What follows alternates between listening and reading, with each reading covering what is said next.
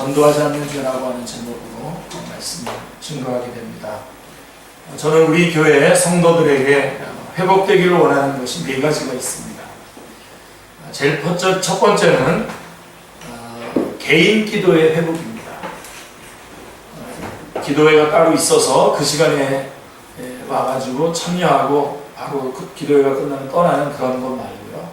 여러분들이 각각 개인 기도 제목을 가지고 하나님의 교회에 와서 구석구석에서 밤이 맞도록 눈물 콧물 다 쏟으면서 개인 기도하는 그런 성도들로 가득 차는 교회로 다시 되살아나기를 기도합니다. 제가 우리 성도들의 모습을 볼 때에 그렇게 기도해야 할 많은 이유들이 있는데 그렇게 기도하지 않고 어디서 몰래 기도하시는지 모르겠습니다만 여러분들이 무시로 성전에 달려 나와서 혼자서 개인 기도하고 하나님 앞에 마음과 모든 것을 토로하는 그러한 개인 기도들이 살아나는 그런 교회가 되기를 바랍니다. 또 하나는 주님과의 만남에 대한 설레임이 회복되는 그러한 교회가 되길 바랍니다. 어떤 이 하나님의 교회에 모이기를 열심히 모여야 되는데 그게 의무가 되고 율법이 되고 또 서로에게 어떤 것이 체크하는 그런 대상이 되면 참 어렵죠.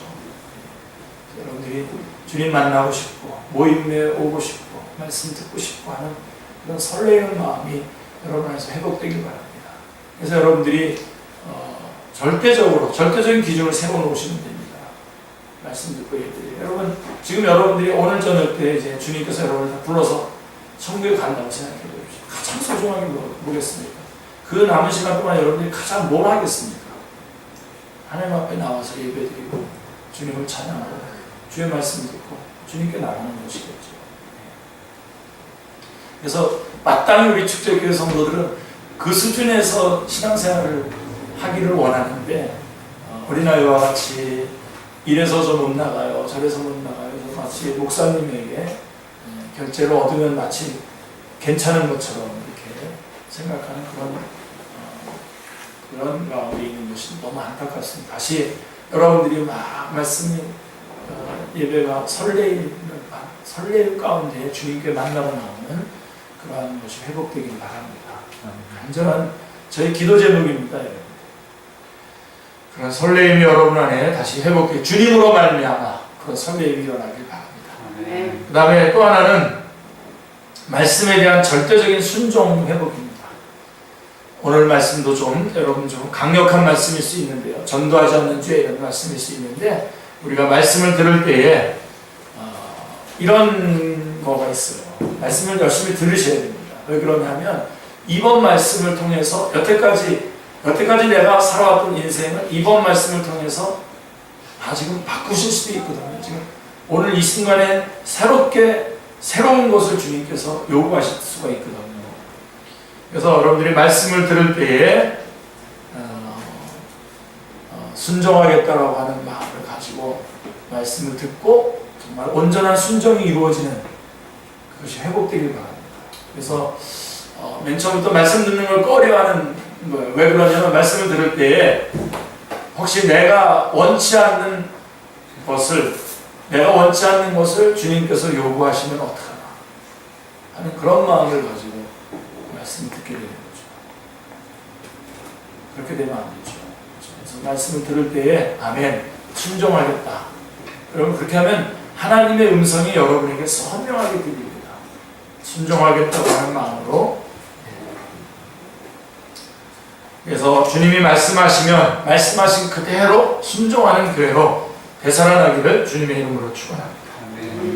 그리고 하나 더 마지막으로 네 가지 중에 하나 더 회복되어야 될 것이 뭐냐면 사실은 제일 먼저 얘기해야 되겠지만 연결 순서상 네 번째로 나왔습니다. 전도입니다. 전도. 이거는 정말 여러분 자신이 살 수 있는 길. 우리 요즘은 우리 교회 잘 안 오시는데 중국에서 사역하는 우리 선교사님 한분 우리 교회 오시면 꼭 이 노래 불렀죠.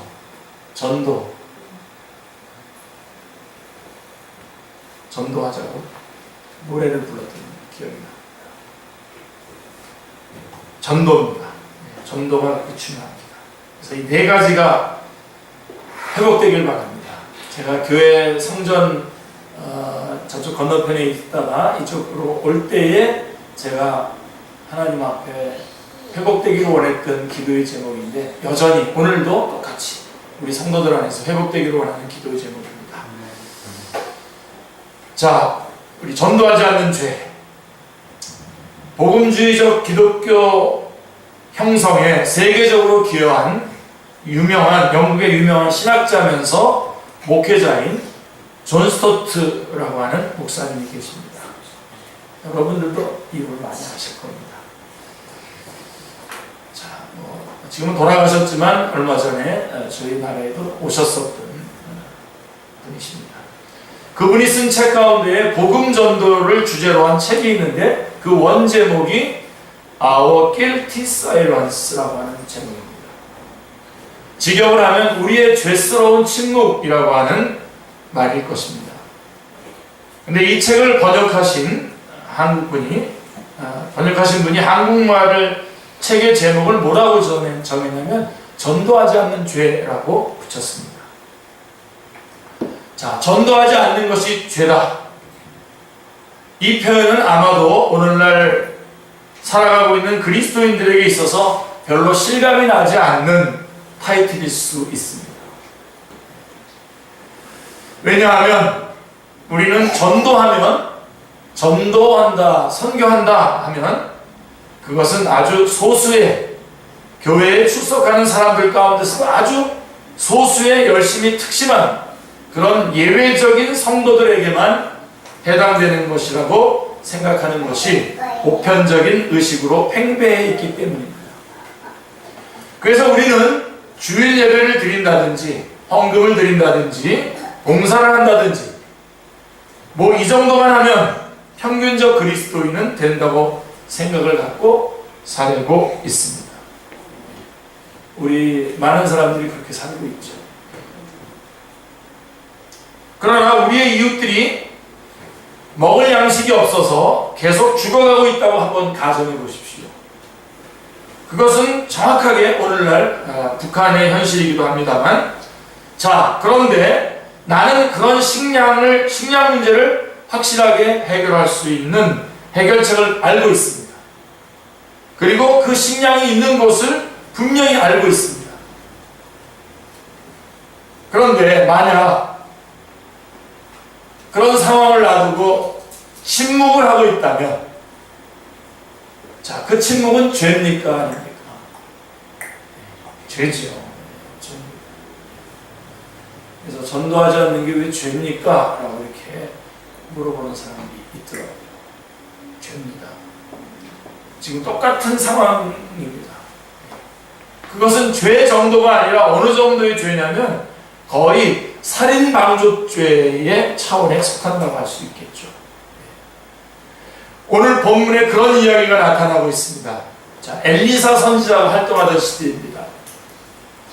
이스라엘과 사마리아 땅에 극심한 기근이 들었습니다.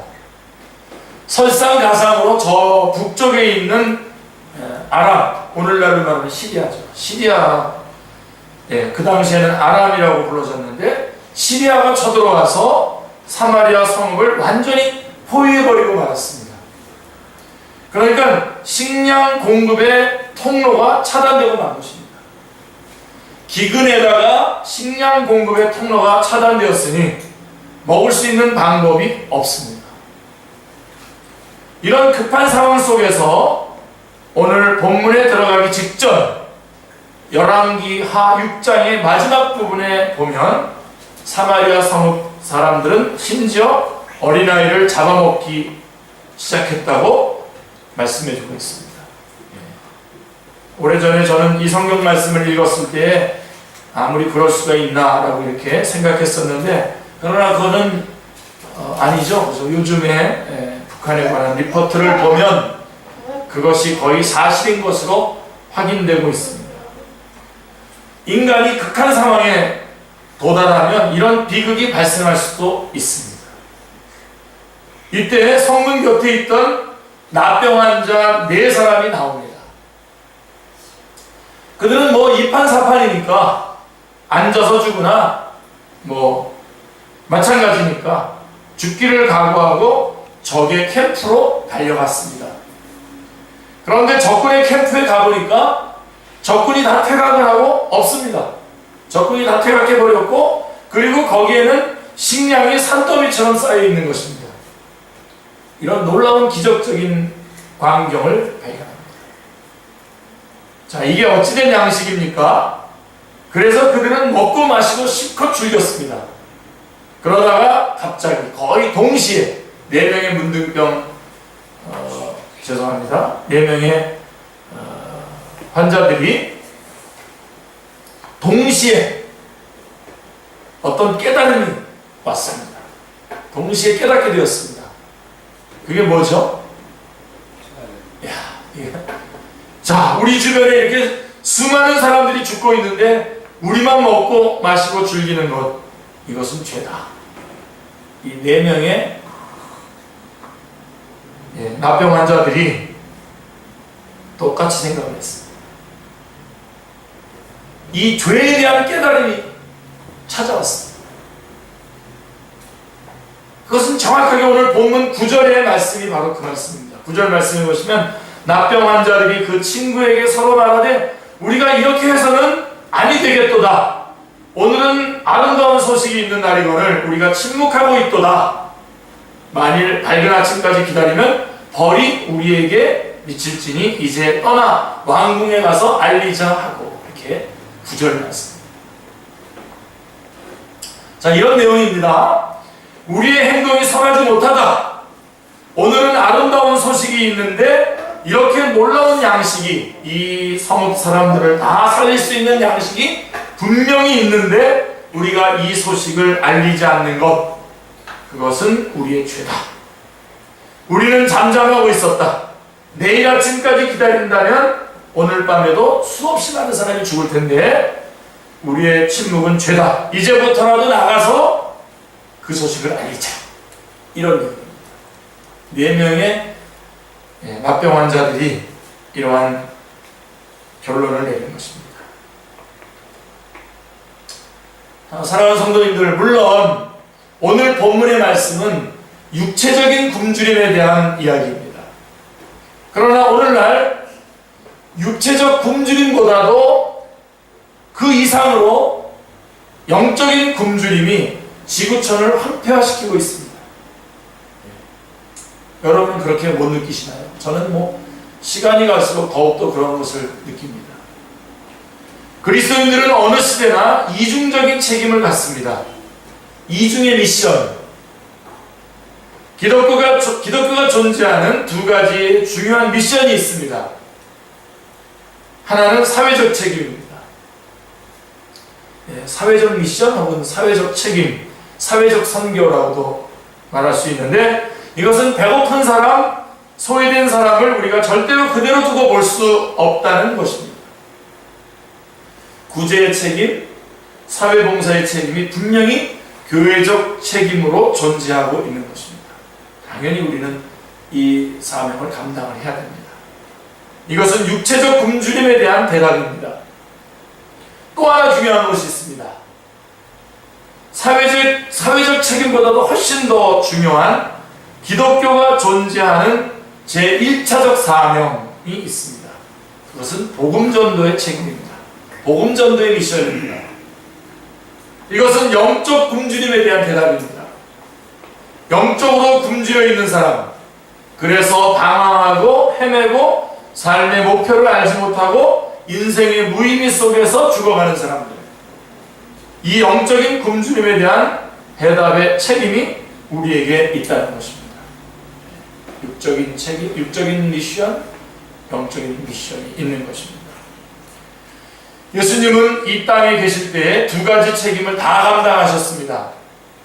오병이어의 기적을 보십시오. 수많은 사람들이 모여서 예수님의 말씀을 듣고 있습니다. 저녁이 됩니다. 사람들이 굶주리고 있었습니다.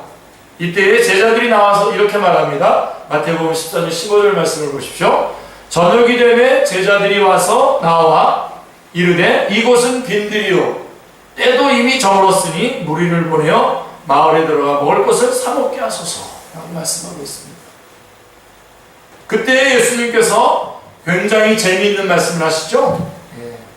14장 16절 마태복음 14장 16절 말씀해 보시면 예수께서 이르시되 갈 것 없다 너희가 먹을 것을 주라 이렇게 말씀하고 있습니다. 그리고는 예수님께서 기적을 행하시죠. 오병이어의 기적을 행하시고 다시 말하면 예수님은 그들의 육체적 필요를 구체적으로 채워주신 것입니다. 그러나 예수님이 하신 일은 거기서 끝나지 않습니다. 이게 중요해요. 육체적인 필요를 채워주셨는데 거기서 끝나지 않습니다. 이 기적 사건 직후에 많은 사람들이 예수님을 따라오고 있었는데 기적을 행하고 나니까 구경꾼들이 많이 모일 수밖에, 많이 따라올 수밖에 없었습니다.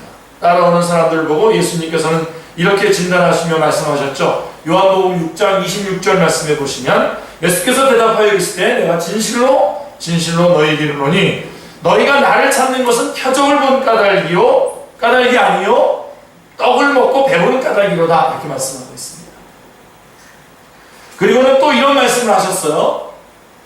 그 유명한 그 다음에 6장 27절 앞부분에 보시면 썩을 양식을 위하여 일하지 말고 영생하도록 있는 양식을 위하여 하라 라고 말씀하시고 난 다음에 결정적으로 중요한 메시지를 전하시죠. 바로 육체적인 필요만이 아니라 바로 영적인 필요까지도 채워주시는 분이 예수님이라고 하는 말씀을 결정적으로 말씀해주고 있죠. 요한복음 6장 35절의 말씀입니다.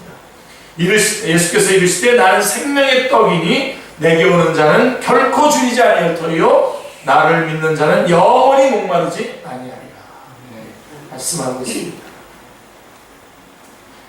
예수님은 인간의 영적인 굶주림에 대해서 그들의 목마름을 해결하고 그들의 방황을 해결할 수 있는 구체적인 주님이십니다. 아멘. 네.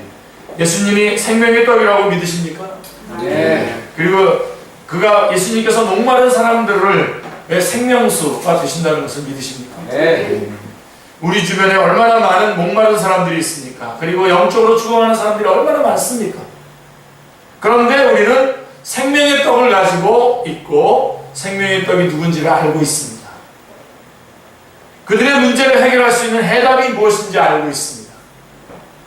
그럼에도 불구하고 우리 주변에 죽어가는 사람들을 바라보면서 침묵한다면 이것은 죄입니다. 그것이 바로 전도하지 않는 죄입니다. 오늘 여러분 안에서 이 마음이 여러분 안에서 불이 뜨겁게 일어나기를 바랍니다. 전도해야 되겠구나. 이거는 큰 죄구나. 그래서 우리는 이러한 죄를 짓지 않기 위해서 어떻게 하면 이런 죄를 짓지 않을 수 있겠습니까? 어떻게 전도하지 않는 죄를 극복하고 하나님이 기뻐하시는 삶을 살 수 있겠습니까? 본문을 보면 4명의 나병 환자가 자신들의 문제를 해결했을 뿐만 아니라 남의 문제를 해결하는 사람으로 쓰임을 받습니다. 참 놀라운 일. 사실 이 열왕기하 7장의 이 앞부분의 이 말씀은 좀 놀라운 말씀입니다. 그들이 전도자가 됩니다. 이렇게 하기 위해서 그들은 3가지 중요한 발견을 해야 합니다. 오늘 우리에게도 그대로 적용을 해야 되는데요. 오늘 우리가 전도하지 않는 죄를 범하지 아니하고 하나님이 기뻐하시는 삶을 살려면 이 3가지의 발견이 있어야 합니다. 영적 전쟁이 일어나고 있습니다. 그 안에서. 괜찮아요. 첫째로 자신의 상태를 발견해야 됩니다. 자신의 상태가 어떤지를 발견해야 됩니다. 이게 제일 중요합니다. 4명의 나병 환자의 케이스를 보십시오. 그들은 그대로 앉아있으면 죽습니다. 본문 3절 말씀을 보면 이렇게 시작하죠. 성문 어귀에 나병 환자 4명이 있더니 그 친구에게 서로 말하되 우리가 어찌하여 여기 앉아서 죽기를 기다리냐. 그대로 앉아있으면 죽는다는 것을 깨달았습니다. 그래서 어떻게 합니까? 4절 말씀을 보시면 만일 우리가 성읍으로 가자고 말한다면 성읍에는 굶주림이 있으니 우리가 거기서 죽을 것이요 만일 우리가 여기 머무르면 역시 우리가 죽을 것이라. 그런즉 우리가 가서 아람 군대에게 항복하자. 그들이 우리를 살려두면 살 것이요 우리를 죽이면 죽을 것이라 하고, 이게 4절의 말씀입니다. 이 현실을, 자기에게 주어진 현실을 이렇게 정확하게 파악할 수 있는 것은 은혜입니다.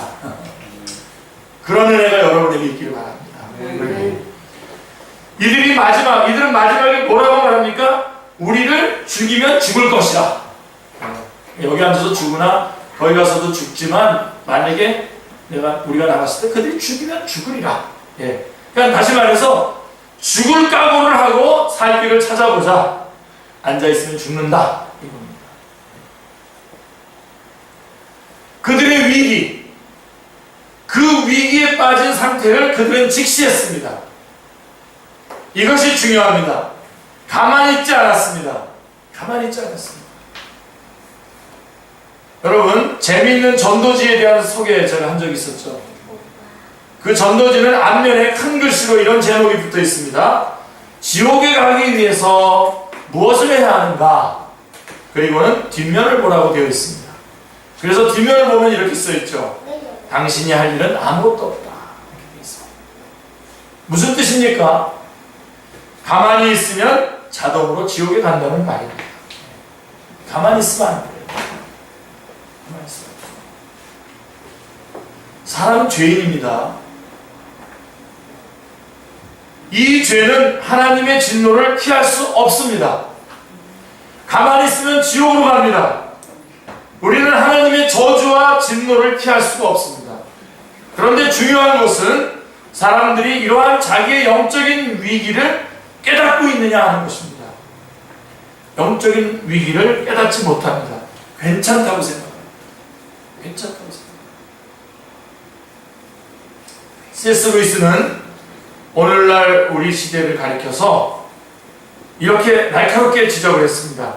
구도의 정신을 상실한 시대. 구도의 정신을 상실한 시대. 영적인 그 위기임에도 불구하고 위기인지 모르고 갈급하게 찾지 않는 거죠. 그게 지금 오늘날의 위기입니다. 오늘날 다들 괜찮다고, 서로들 괜찮다고 하면서 살아가는 거예요. 저 앞에서는 지금 죄와 사망과 심판과 지옥의 길이 그대로 정확하게 축축축 점여서 다가오고 있는데 서로들 괜찮다고 하는 거예요. 하다못해 우리 믿는 그리스도인들조차도 그냥 괜찮은 거 아니야 이거 혹시 하면서 그냥 내버려 두고 있는 것입니다. 너무나 안타깝습니다. 사람들이 무엇을 찾으려고 하지 않습니다. 자기의 영적 위기를 알지도 못하고 거기에서 빠져나가기 위해서 진지하게 진리를 찾는 사람이 없습니다. 구도의 정신을 상실하고 말았습니다. 이것은 오늘날 교회 안에서도 마찬가지입니다. 교회에 왔다 갔다 하는 사람들은 많지만 최대의 문제는 예배당에 드나드는 사람들 가운데 너무나 많은 사람들이 명목상의 그리스도인에 불과하다는 것입니다. 이름뿐인 그리스도인들이 너무나 많습니다. 거듭난 체험이 없습니다. 구원을 모릅니다. 예수님 만난 적이 없습니다. 인생이 뒤집어지고 변화된 체험이 없습니다. 그러니 이런 사람이 전도를 하겠습니까? 교회는 나오지만 전도는 안 합니다. 아니 못합니다. 할 수가 없죠. 왜 전도 못하냐? 내가 예수님을 만난 적이 없습니다. 내가 구원받은 적이 없습니다. 내 속에 하나님의 생명이 없습니다. 내 인생이 변화된 체험이 없습니다. 자신의 삶이 바뀌어지고 하나님의 거룩하신 영광을 발견하고 자신이 주 안에서 새로워졌다면 침묵할 수 없는 것입니다. 그래서 중요한 것은 자신의 상태부터 깨달아야 되는 것입니다. 이게 제일 먼저 중요합니다. 자신의 상태부터 깨달아야 돼요. 자신의 상태, 자신의 위기를 발견해야 합니다. 육체적인 굶주림은요, 실감이 납니다. 육체적인 굶주림은 실감이 납니다. 여러분, 굶어 보셨죠? 실감이 나죠? 그런데 영적 굶주림은 그런 징후를 빨리 느끼지 못합니다. 그래서 괜찮다고 생각합니다. 그러나 여러분, 그리스도인들은 이 영적인 굶주림도 더 실감납니다, 사실은. 이 부분이 만약에 여러분이 실감나지 않고 여러분 지금 괜찮다고 생각하시는 분들은 한번 점검해 보셔야 됩니다. 제가 아는 후배 한 명이 페이스북에다 글 하나 올렸더니 이런 설교를 한번 해야 될 텐데 나의 구원 괜찮은가? 하는 그런 제목으로 한번 설교를 한번 해야 되겠는데요. 하면서 이렇게 간단하게 그런 글만 올렸더라고요. 밑에 많이들 뭐 이렇게 글들을 올렸습니다. 예, 그런 설교 여러분이 여러분 자신에게 한번 하십시오. 여러분 구원 괜찮습니까? 지금?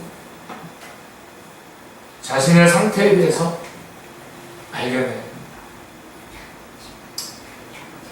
그러나 괜찮다고 생각하는데 영적인 굶주림은 괜찮다는데 자, 여러분 마음이 방황하고 있지 않습니까? 목적을 상실하고 있지 않습니까? 자신의 인생이 표류하고 있다고 생각하지 않습니까? 뭐야, 매일매일 이렇게 시간만 죽이고. 거기에 위기가 있습니다. 우리는 깨달아야 됩니다. 내가 문제가 있다. 내 인생에 중요한 문제가 있다. 이 사실을 깨닫는 것, 자신의 존재가 누구인지를 제대로 아는 것, 우리는 거기서부터 시작을 해야 됩니다. 거기서부터 오늘 여러분 다시 시작을 하십시다. 우리는 누군가가 자신의 모습을 지적해 줄 때 그것이 사실이라도 화가 납니다. 그러나 그래도 그것을 받아들여야 하고 받아들여야 합니다. 전도란 당신은 죄인입니다. 그것을 알려주는 것이 전도입니다. 당신은 죄인입니다. 당신이 처한 현실이 지금 죄인이고 죄의 삭은 사망이고 한 번 죽는 사람이 정하신 것이고 고해는 심판이고 지옥에 갑니다. 라고 하는 것을 알려주는 것이 전도입니다. 이렇게 정직한 말을 여러분들이 정말 사랑한다면 말해줄 수 있는 것입니다. 그것을 알려주는 것입니다. 당신 죄인입니다. 그리고 죄의 삭은 사망이고 그리고 그대로 살다가는 지옥에 갑니다. 그것을 알려줘야 됩니다. 그 사실을 알려줘야 됩니다. 이 사실을 전할 때에 그것은 내가 알려줄 뿐만 아니라 거기에 누가 역사하시죠? 성령님이 역사하셔서 사람들이 깨닫는 것입니다. 절대로 내가 혼자 하는 거 아닙니다. 정말 나는 죄인이다. 그리고 하나님의 진노를 피할 수 없다. 큰일 났다. 이 영적 위기의 상태를 발견하는 것이 인간 변화의 시작입니다. 자신의 상태를 발견하십시오. 이것이 첫 번째로 발견해야 되는 일입니다. 가장 중요한 것입니다. 성령님께서 역사해 주셔서 자신이 누구인지를 어떤 상황에 놓여 있는지를 발견할 수 있기를 바랍니다. 주님의 이름으로 부탁드립니다. 그 다음에 두 번째로 여러분 두 번째는 뭐겠습니까? 하나님의 은혜를 발견해야 합니다. 오늘 본문 5절 말씀해 보시면 4명의 납병 환자가 아람진으로 가려 하여 해질 무렵에 일어나 아람 진영 끝에 이르러서 라고 말씀하고 있습니다. 5절 이하에 보시면 5절 뒷부분에 보시면 두 가지 사건이 발생을 하게 되는데요. 첫 번째는 적군이 다 후퇴해버렸습니다. 그 다음에 두 번째는 먹을 것, 마실 것, 입을 것이 쌓여있고 은과 금까지 거기에 있었습니다. 자, 누가 이런 일을 했습니까? 이게 여러분 성경을 읽을 때 잘 보셔야 되는, 꼭 놓치지 말고 보셔야 되는 부분이 바로 누가 이렇게 하셨습니까? 6절 말씀해 보시면 이는 주께서 아람 군대로 병거 소리와 말소리와 큰 군대의 소리를 듣게 하셨으므로 아람 사람이 서로 말하기를 이스라엘 왕이 우리를 치려하여 햇사람의 왕들과 애굽 왕들에게 값을 주고 그들을 우리에게 오게 하였다 하고, 주께서 그렇게 생각하게 만들었다는 겁니다. 자, 이 6절에서 가장 중요한 단어가 뭡니까? 주께서. 주님께서 그렇게 하십니다. 주께서 아람 군대로 하여금 막 병거가 몰려오는 소리를 듣게 한 겁니다. 사실도 아닌데요. 막 그 병거가 들려오는 소리를 듣게 했는데 주께서 하신 일입니다. 주께서, 그리고 7절 8절을 보시면요, 해질 무렵에 일어나 도망하되 그 장막과 말과 나귀를 버리고 진영을 그대로 두고 목숨을 위하여 도망하였습니다. 그 납병한 자들이 진영 끝에 이르러 한 장막에 들어가서 먹고 마시고 거기서 은과 금과 의복을 가지고 가서 감추고 다시 와서 다른 장막에 들어가 거기서도 가지고 가서 감추니라, 이렇게 말씀하고 있습니다. 그대로 놓아두고 갔습니다. 도망가는 사람들이 가지고 도망가지 않고 다 놔두고 도망갔습니다. 아주 급하게 도망간 거예요. 먹을 것, 입을 것이 풍성하게 쌓여 있었습니다. 누가 하신 일입니까? 주께서 하셨다고 말씀하고 있습니다. 주께서 하셨다. 기독교가 가진 복음의 가장 본질적인 메시지가 뭡니까? 자, 구원이죠. 구원 사건. 구원은 누가 이루신 것입니까? 주께서 하신 것입니다. 하나님의 복음입니다. 하나님께서 일방적으로 우리에게 다 베풀어 놓으신 은혜인 것입니다. 그게 로마서 1장 1절 말씀에 나와 있습니다. 구원은 내가 행하는 무엇이 아닙니다. 내가 착한 일 많이 했기 때문에 구원 얻는다? 아닙니다.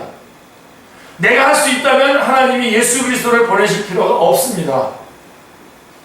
나의 최선도 하나님 앞에 서기에는 여전히 부족합니다. 내가 자랑하는 정의도 그분 앞에서는 걸레 조각에 지나지 않습니다. 이 안에 제가 좀 분이 있어요. 정의를 부르짖는 사람들 안에. 예수 그리스도도 없고 하나님의 말씀도 아닌 정의를 부르짖고 있는 걸레 조각이 지나지 않습니다. 내가 나를 구원할 수 없었기 때문에 하나님은 예수 그리스도를 보내시고 그는 우리의 허물과 죄를 십자가에 담당하시고 그리고 보배로운 피를 흘리고 돌아가셨습니다. 이게 복음입니다. 하나님이 하신 것입니다. 주께서 하신 것입니다.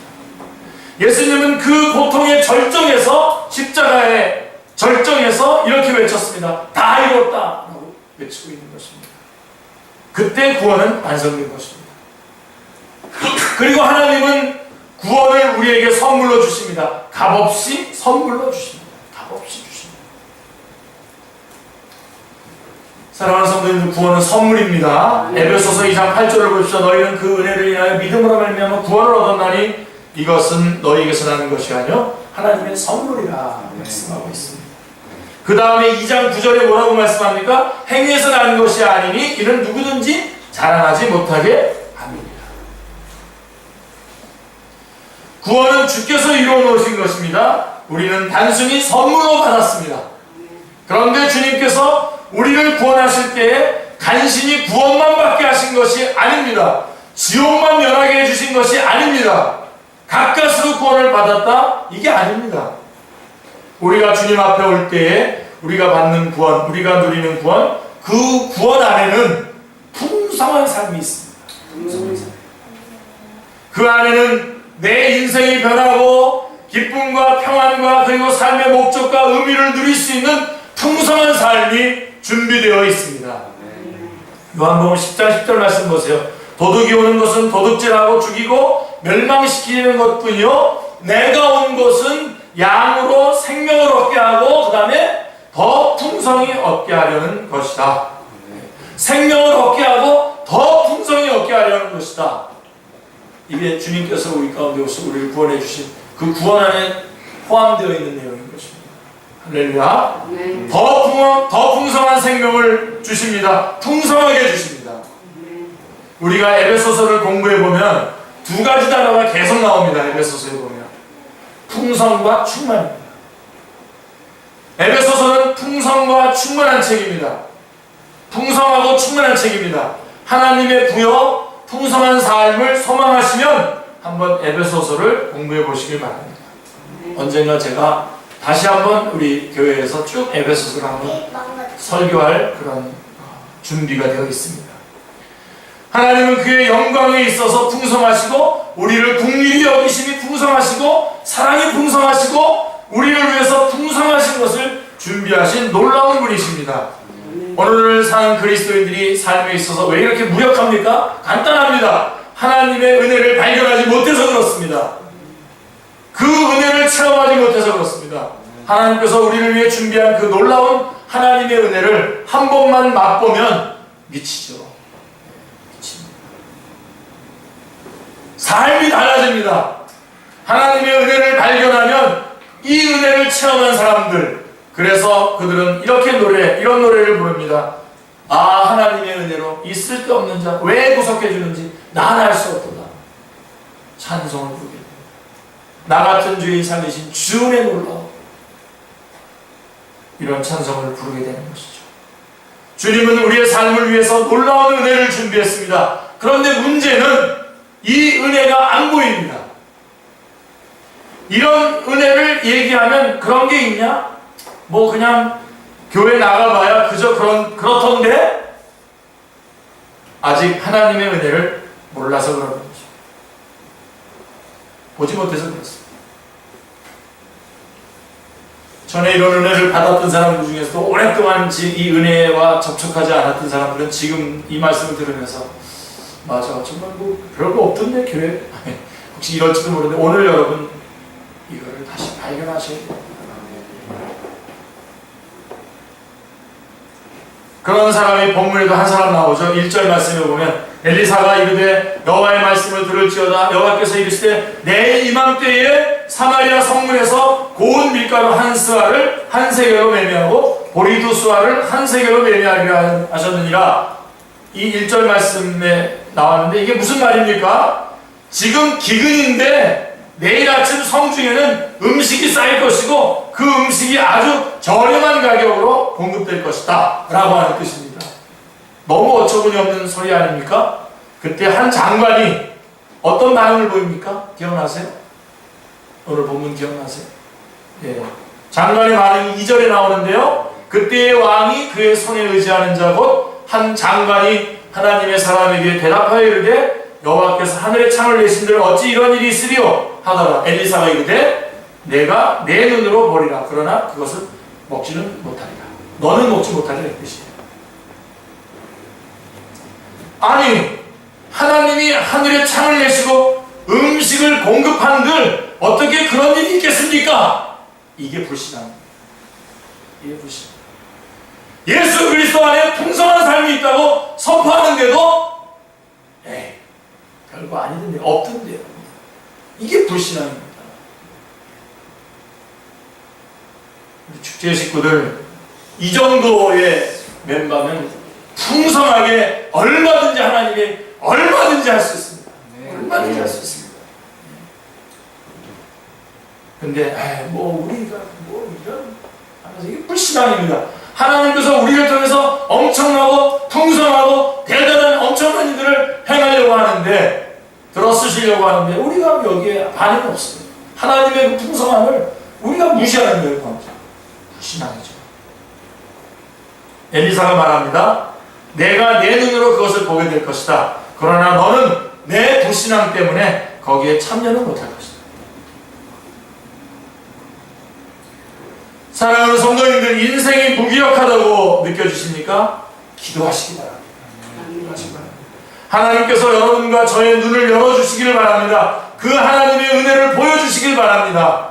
그 풍성한 은혜, 그 충만한 은혜, 그 놀라우신 하나님의 은혜, 나를 위해 예비된 하나님의 드라마, 하나님의 은혜, 하나님의 사랑, 하나님의 샬롬, 하나님의 의미, 그 놀라운 삶을 보여주시기를 기도합니다. 하나님의 은혜를 발견하십시오. 그러면 인생이 달라질 것입니다. 두 가지 발견했죠? 그다음에 또 하나 발견해야 될 게 있어요. 이웃의 필요를 발견해야 돼요. 이웃의 피를. 오늘 이 부분이 여러분 안에서 이렇게 살아 올라오길 바랍니다. 사람들에 대한 그 연민이 살아 올라오길 바랍니다. 사람들을 다 대적으로 보시는 분들도 있죠. 우리가. 내가 사랑해야 될 사람이야. 전도하지 않는 죄를 범하지 않으려면 우리는 먼저 자신의 상태를 발견하고, 다음으로 하나님의 은혜를 발견하고, 그 다음에 셋째로 이웃의 필요를 발견해야 합니다. 이웃들의 필요. 자, 이 4명의 납병 환자는 처음에 자신의 필요로 출발을 했습니다. 우리가 이대로 앉아있다가 죽는다, 배고프다. 그들은 드디어 양식을 찾았고 먹고 마시고 즐겼습니다. 그러나 그 순간 그들은 또 하나를 발견했습니다. 우리가 이렇게 먹고 있는 순간에 내 이웃들은 죽어가고 있구나. 내가 먹는 양식이 내 이웃들에게도 필요하구나 하는 것입니다. 우리 축제교회 안에서 정말로 일어나야 될 일이 바로 이 세 번째입니다. 그 말씀 그냥 제가 스스로 얘기하는 겁니다. 축제교회 말씀 참 좋죠. 말씀 좋다 그래요. 근데 이 성도들이 잘 먹는지 모르겠습니다. 잘 먹죠. 먹는데 먹고서는 안 돼. 절대로 딴 사람이 먹으면 안 돼. 나만 먹어야 돼. 이러는 것 같아요. 장현석 집사님 몇 년이십니까? 여기 옆에 나 때문에 교회 오는 사람이 있어야죠. 예수 믿는 사람이 있어야죠. 전도해서 딴 교회에다 보내는 거 그죠? 일어났으면 좋겠어요. 여러분 진짜로 여러분 안에서 진짜 그런 역사가 일어났으면 좋겠어요.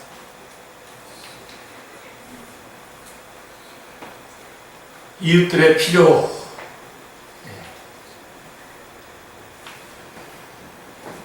이웃들의 필요를 발견했습니다. 그들은. 그리고 이렇게 외쳤습니다. 9절 말씀을 보십시오.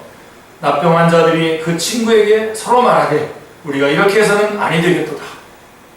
오늘은 아름다운 소식이 있는 날이거늘 우리가 침묵하고 있도다. 만일 밝은 아침까지 기다리면 벌이 우리에게 미칠지니 이제 떠나 왕궁에 가서 알리자 하고. 자, 9절 말씀 지금 벌써 두 번째 읽고 있는데, 밝은 아침까지 기다리고 또다시 우리의 이웃들이 죽어간다면 그것은 자신들의 책임이라고 말씀하고 있는 거죠. 여러분, 이 시간 이후에 여러분이 알고 있는 사람들이 예수님 안 믿고 죽으면 여러분 책임이에요. 너무 심합니까? 이게?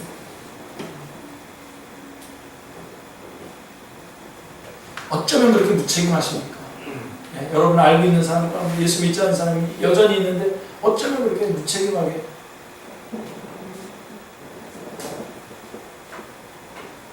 하여간 여러분 책임입니다. 그것이 여러분의 가족일 수도 있고 여러분 옆에 있는 친척일 수도 있고 여러분 같은 학교에 혹은 같은 직장에 같은 일터에 있는 사람일 수도 있어요. 우리 중에 많은 사람들이 한평생 자기의 필요, 자기가 필요한 것, 그 필요를 붙들고 몸부림치면서 살다 간다는 것입니다. 그러고서 죽어갑니다. 자기 문제에 매어서 일생 그냥 버벅거리다가 그냥 죽어갑니다. 예수님을 믿었다고 여기다 프랭카드를 붙여놓은 사람이 되는 기껏해야 자기 자식들의 필요를 채워주면서 직장생활하고 사업하다가 죽습니다. 심합니까? 그런 것이 나쁜 건 아닙니다. 나쁜 건 아니에요. 그러나 우리 안에는 한 번도 자기라고 하는 인생의 한계를 벗어나지 못하고 이 넓은 세계를 보지 못하고 이웃의 필요를 발견하지 못한 사람들이 얼마나 많은지 모릅니다. 자, 이제 한번 보십시오. 이 납병 환자들이 말이에요. 이 소식을 전하기 위해서 뛰어갔을 것이죠. 뛰어갔겠죠. 급하잖아요.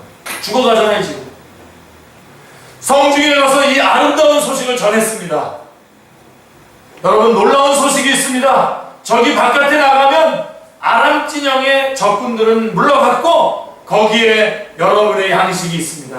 여러분의 구원이 있습니다. 여러분의 생명이 있습니다. 드디어 사람들이 가서 음식을 먹습니다. 그 광경을 봤을 때에 이 4명의 납병 환자들은 뭘 느꼈겠습니까? 뭘 느꼈겠습니까? 소식을 들은 사람들이 먹기만 했겠습니까? 배불리 먹은 다음에 그렇구나, 이 소식을 알려준 사람들이 얼마나 감사한가. 그러고는 그들은 먹고 배부른 다음에 다시 그 성을 재건하는 일을 시작했을 것입니다. 새로운 역사가 그 사마리아 성에 시작이 되었을 것입니다. 이 놀라운 변화를 위해서 하나님이 쓰신 사람이 누구라고요? 예, 납병 환자들 4명이 있어요. 납병 환자들. 이렇다면 여러분, 아무도 핑계 댈 수 없습니다. 여기 우리 가운데 몸이 안 좋다, 뭐가 안 좋다, 다 핑계 댈 수 없습니다. 왜 하나님이 그 시대에 4명의 납병 환자를 썼겠습니까? 지금도 그렇습니다만은 그 당시의 납병 환자는 거의 죽은 자와 같은 절망적인 사람들입니다. 이 병은 불치병입니다. 그때 당시에 버림받은 사람들이었습니다. 그런데 버림받은 사람들이 처음으로 쓰임을 받은 것입니다. 이게 중요한 거예요. 지금 여러분들도 다 쓰임받을 수 있습니다. 네. 나도 쓰임받는다. 최악의 버림받은 사람들이 쓰임을 받는 감격, 우리가 전한 아름다운 소식을 듣고 저 성중의 사람들이 소망을 찾았다는 감격, 쓰임받는 인생. 이 납병 환자들이, 이 버림받았던 사람들이 쓰임을 받을 수 있었다면 여러분과 저도 쓰임받을 수가 있지 않겠습니까? 아무것도 핑계대지 마세요. 사업장 핑계대지도 마시고요, 건강 핑계대지도 마시고요, 뭐 집이 멀다 이런 거 다 핑계대지 마세요. 시작하세요. 납병 환자들도 했어요. 그리고 다른 구원의 방법이 있습니까? 없다면 여러분이 알고 있는 이 구원의 절대 핑계대지 마십시오. 여러분, 한번 생각해보세요. 이 납병 환자들의 그 보람을 한번 생각해보세요. 그 보람. 우리가 쓰임을 받는다. 이 납병 환자들이 자기가 쓰임을 받는다라고 하는 것에 얼마나 감격했겠어요. 성중으로 뛰어가던 납병 환자들의 발걸음을 생각해 보십시오. 그들의 발걸음이 얼마나 가벼웠겠습니까? 전에 그들의 발걸음은 어땠어요?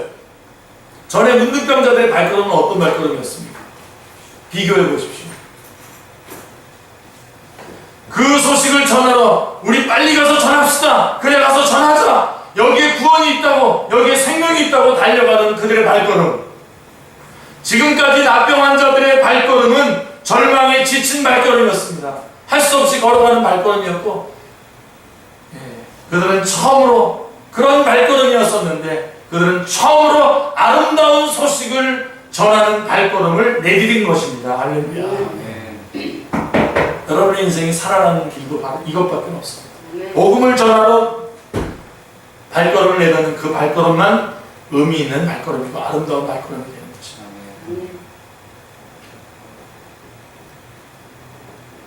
로마서 10장 15절을 보면 아름답도다 좋은 소식을 전하는 자들의 발이여라고 말씀하고 있습니다. 아주 중요한 귀중한 기절이죠. 로마서 3장에 나오는 발걸음은 피 흘리는데 빠른지라 빠른 발걸음이었습니다. 로마서 3장의 발걸음은 피 흘리는데 죽이고 속이고 빼앗기 위해서 달려나가는 우리의 발걸음, 무기력한 발걸음, 방황하던 발걸음, 그런 발걸음이 이제는 목적이 있는 발걸음이 된 거죠. 아름다운 소식을 전하기 위해서, 이웃들을 섬기기 위해서 찾아가는 우리들의 발걸음, 아름답도다 저들의 발걸음이요. 할렐루야. 또한 그들의 입술을 생각해 보십시오. 그들의 입술을 생각해 보십시오. 납병 환자들의 입에서 지금까지 어떤 말이 나왔겠습니까? 맨날 그들의 입에서는 무슨 말을 했겠어요? 인생을 한탄하는 자조적인 이야기, 입술을 열기만 하면 못 살겠다, 죽어버리자, 언제까지 이렇게 살아야 되냐, 쟤는 왜 저래? 그러면서 그런 말들을 내뱉고 있었을 텐데, 그런데 처음으로 이 문둥병자의 입술에 담긴 아름다운 메시지, 사람들을 살리는, 이웃들을 살리는 메시지를 전했습니다. 그들의 입이 변했습니다. 할렐루야. 그런데 똑같은 입에 관해서 로마서 3장에 보시면 이런 말이 나옵니다. 그 입에는 저주와 악독이 가득하고 그 목구멍은 열린 무덤이고 입술은 열기만 하는 이웃들을 음모하고 음해하고 파괴하던 우리들의 입술. 그러나 우리들의 입술에 아름다운 소식이 담겨 있습니다. 구원의 메시지가, 생명의 메시지가, 희망의 메시지가 담겨져 있는 우리들의 입술, 아름다운 입, 아름다운 발걸음, 아름다운 손, 아름다운 존재, 아름다운 인생으로 변했습니다. 이것이 그리스도인의 이미지입니다. 할렐루야. 그리스도인은 그겁니다. 그리스도인은 그겁니다. 분영하고 저주하고 비판하고 그러던 입술로 이제는 아름다운 소식을 전하는 새로운 인생으로 바뀌는 거죠. 그게 승리의, 영적 전쟁의 승리의 비결입니다. 어린 양의 피와 그들이 전하는 말씀으로, 그들이 증언하는 말씀으로 이겼다고 요한계시록 말씀하고 있습니다. 12장 11절에 말씀하고 있습니다. 아프리카에서 선교하다가 그 선교지에서 죽은 평범한 선교사가 있습니다. 그렇게 이름 있는 선교사도 아닙니다. 그러나 그 성실한 선교사의 봉사를 기억했던 원주민들은 그가 죽은 후에 그의 무덤에다가 비문을 하나 새겼습니다. 이런 비문입니다. 선교사님, 당신이 왔을 때 우리는 어둠 속에 있었습니다. 그러나 당신이 떠난 지금 우리는 빛 가운데 있습니다. 라고 비문에다가 글을 써놓았던 것입니다. 당신이 왔을 때 우리는 어둠 가운데 있었습니다. 당신이 떠나간 지금 우리는 빛 가운데 있습니다. 바로 우리는 이것을 위해서 존재하는 것입니다. 네. 찬양 드리고 주님 앞에